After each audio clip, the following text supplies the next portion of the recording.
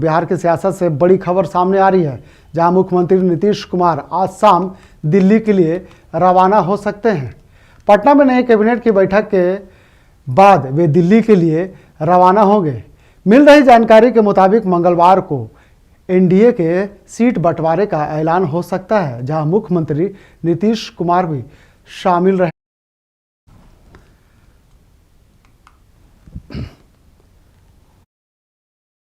जानकारी देने के लिए हमारे साथ हमारे सहयोगी पटना से संजय मौजूद है। हम सीधे चलेंगे पटना, जहां संजय से बात करेंगे।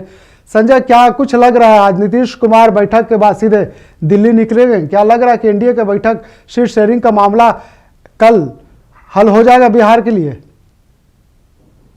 कल पटना में मुख्यमंत्री नीतीश कुमार ने तमाम आला जो विधायक हैं उनके सांसद हैं उनके साथ उन्होंने अपने आवास पर एक अन्य मार्ग पर बैठक बुलाई और बैठक में तमाम चीजों को लेकर अपने पार्टी के तमाम नेताओं के साथ बैठक कर ये तय किया गया कि कितने सीटों पर वो चुनाव लड़ेंगे। लेकिन जो हमारे सूत्र बता रहे हैं कि नीतीश कुमार 16 सीटों पर चुनाव लड़ेंगे, लेकिन एनडीए के अंदर कहीं ना कहीं सीट शेयरिंग को लेकर मामला जो है अभी भी फंसा हुआ नजर आ रहा है। एक तरफ पशुपति पारस जो है वो नाराज है। चिराग को भले इस एनडीए गठबंधन में मना लिया गया सीट शेयरिंग का फॉर्मूला तय करके, लेकिन जो है कहा जा रहा है कि जो जीतन राम मांझी हैं और उपेंद्र कुशवाहा है और पशुपति पारस है वो अभी भी नाराज चल रहे हैं। जो फॉर्मूला तैयार किया गया है सीट शेयरिंग को लेकर, उसको लेकर ये नाराजगी है, क्योंकि लोकसभा का चुनाव की घोषणा हो गई है।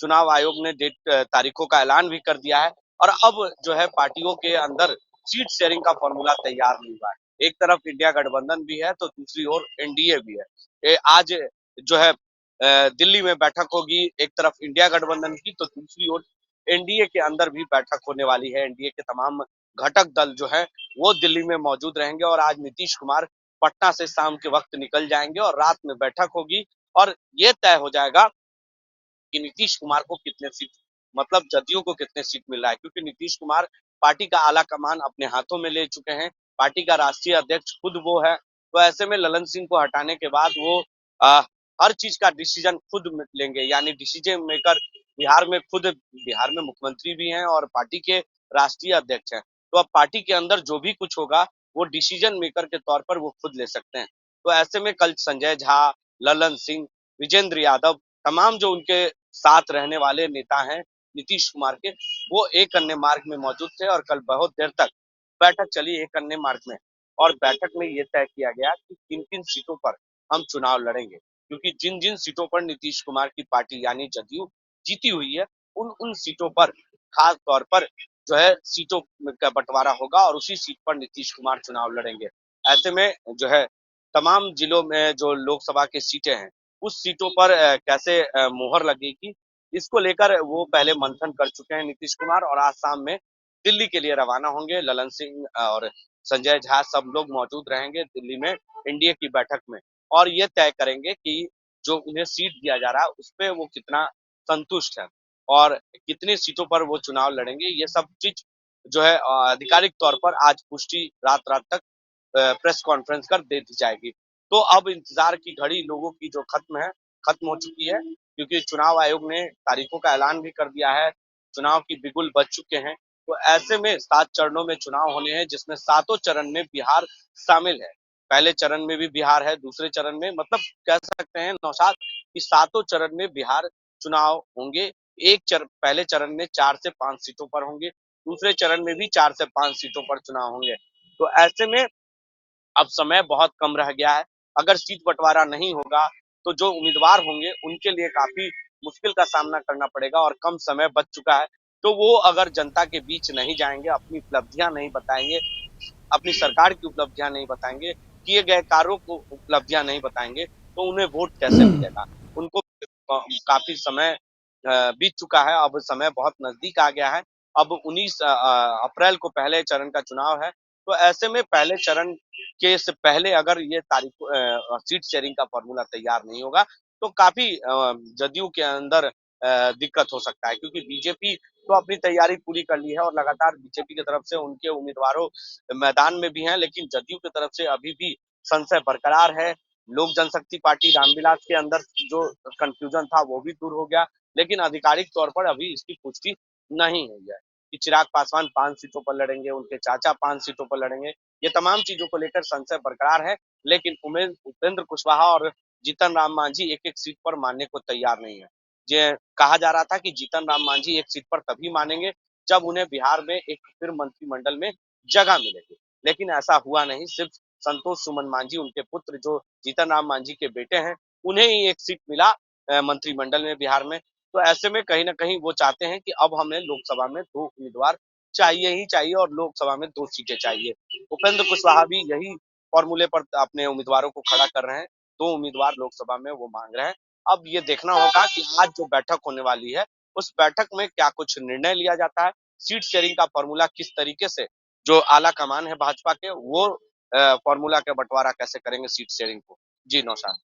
संजय, सीट शेयरिंग का मामला तो है ही, हम बात करेंगे नीतीश कुमार का। नीतीश कुमार ने जो फार्मूला बनाया है, जो पार्टी स्तर पर उन्होंने जो फार्मूला को तैयार किया, और आज कल बैठक होने वाली है, और ऐसे में कह सकते हैं कि अगर उनके फार्मूले इस बैठक में फेल हो जाते हैं तो कहीं बिहार की राजनीति में विरोध का स्वर देखने को मिल सकता है क्या?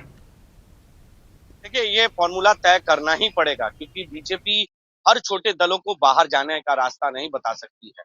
वो चाहती है कि हर छोटे छोटे दल हमारे में शामिल हो, और हम 400 पार का जो फॉर्मूला है भाजपा का, वो पार करने के लिए वो कोई भी हथकंडा अपना सकती है। तो भाजपा इस चीज के लिए माहिर खिलाड़ी है, और जो बैठे हुए गृह मंत्री अमित शाह हैं, वो इस मामले में चाणक्य कहे जाते हैं बिहार देश केंद्र की राजनीति में। तो ऐसे में चाणक्य कभी भी जो है नहीं चाहेंगे कि छोटे दल हमसे नाराज होकर इंडिया गठबंधन में जाए, क्योंकि इस बार लड़ाई काफी आसान नहीं है नौशाद, लड़ाई काफी टफ है, और बिहार में 40 सीट जीतना इतना आसान इस बार भाजपा के लिए नहीं होगा। भाजपा जो एनडीए के अंदर है वो आसान नहीं है, क्योंकि लड़ाई जो है काफी रोमांचक होने वाली है।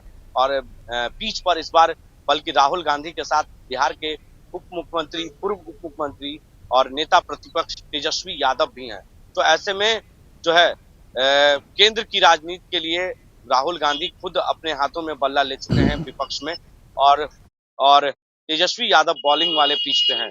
तो कह सकते हैं, माफ कीजिए, बॉलिंग नहीं, मतलब कप्तान की भूमिका में निभा रहे हैं कि किस तरीके से बिहार की सियासत में 40 सीट इंडिया गठबंधन के खाते में जाए, और भाजपा एक तरफ उस विपक्ष को जवाब देने के लिए हर हथकंडे अपनाने के लिए तैयार है।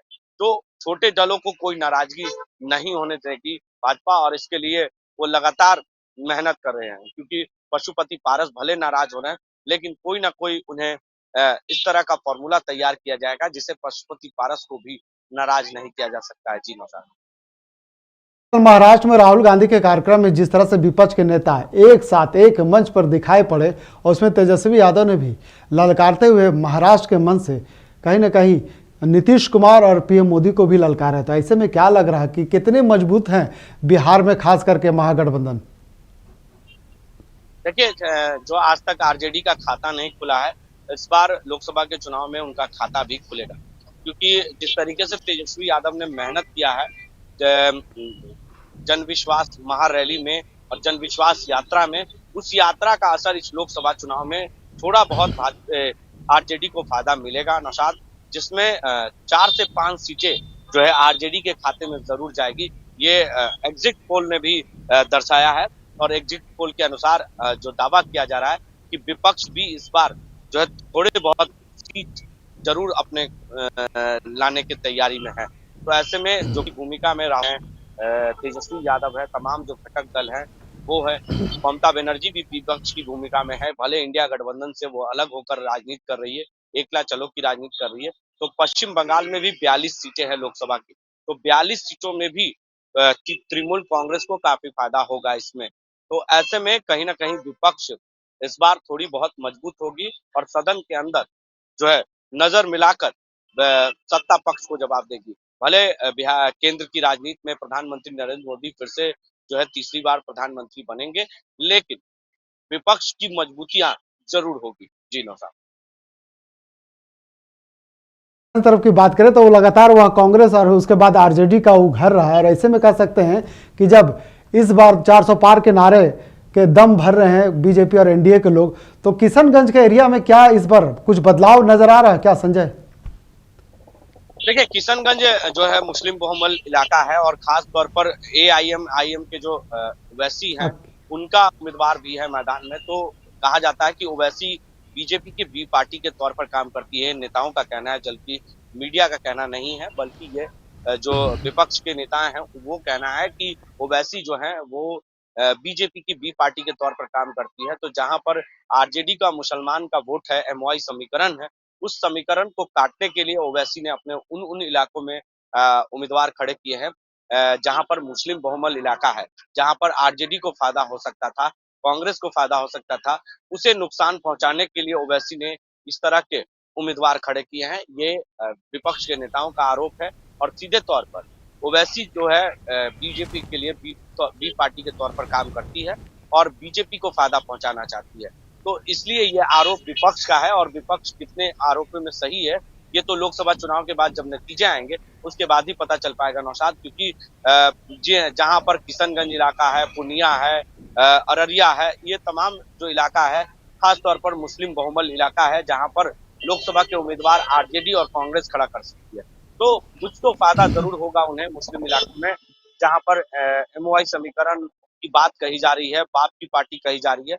तो इस बार इसका असर जो है लोकसभा चुनाव से ज्यादा विधानसभा के चुनाव 2025 में पड़ेगा नौशाद जी। काफी तेज है और गर्म भी है। क्या लग रहा है कि इस बार हिना साहब आरजेडी के साथ जाएगी या फिर एकला चलो की नीति के तहत वो चुनाव लड़ेगी? देखिए, हिना साहब अकेले चुनाव लड़ेंगी, निर्दलीय चुनाव लड़ेंगी, लेकिन जो हमारे सूत्र बता रहे हैं नौशाद कि रोहिणी आचार्य इस बार सारण सीट से जो है चुनाव लड़ेंगी।